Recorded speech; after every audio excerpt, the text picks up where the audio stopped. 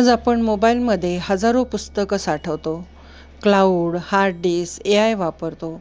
पण हजारो वर्षापूर्वी कागदही नव्हता. तरीसुद्धा वेद एकही अक्षर न बदलता आजपर्यंत जिवंत आहेत. प्रश्न असा आहे, हे शक्य कसं झालं? आमच्या पीस विदिन चॅनलमध्ये आपले खूप खूप स्वागत. नमस्कार मित्रांनो, आज आपण एका अशा अद्भुत परंपरेबद्दल जाणून घेणार आहोत, ज्याने मानवजातीचा बौद्धिक आणि आध्यात्मिक वारसा हजारो वर्ष अक्षरशः तसाच जतन करून ठेवला आहे. ही गोष्ट आहे प्राचीन ऋषीच्या वेद पठण परंपरेची. वेद हे केवळ ग्रंथ नव्हते, ते श्रुती होते, म्हणजे ऐकून, समजून आणि अचूकपणे पाठांतर करून पुढे दिलेले ज्ञान.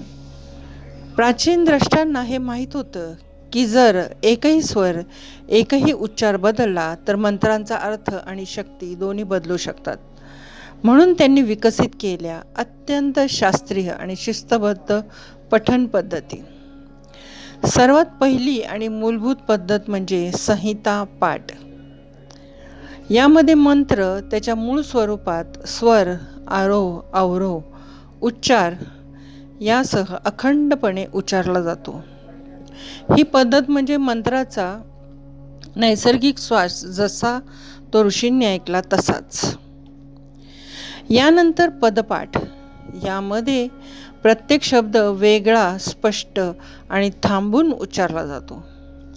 यामुळे शब्दांची सीमा ठरते, व्याकरणिक चुका टाळल्या जातात, मूळ अर्थ अबाधित राहतो. हा पाठ म्हणजे मंत्राचे सूक्ष्म विश्लेषण.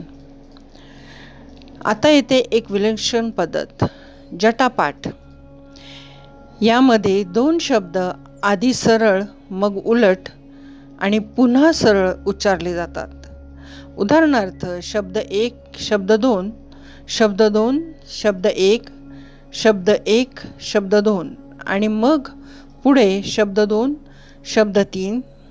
ही प्रक्रिया संपूर्ण मंत्रभर चालते, जणू शब्दांना गाठ बांधून सुरक्षित केले जाते. क्रमपाठ. या पद्धतीत शब्द एकमेकांना जोडत क्रमाने पुढे जातात, जसे की शब्द एक, शब्द दोन, शब्द दोन, शब्द तीन, शब्द तीन, शब्द चार.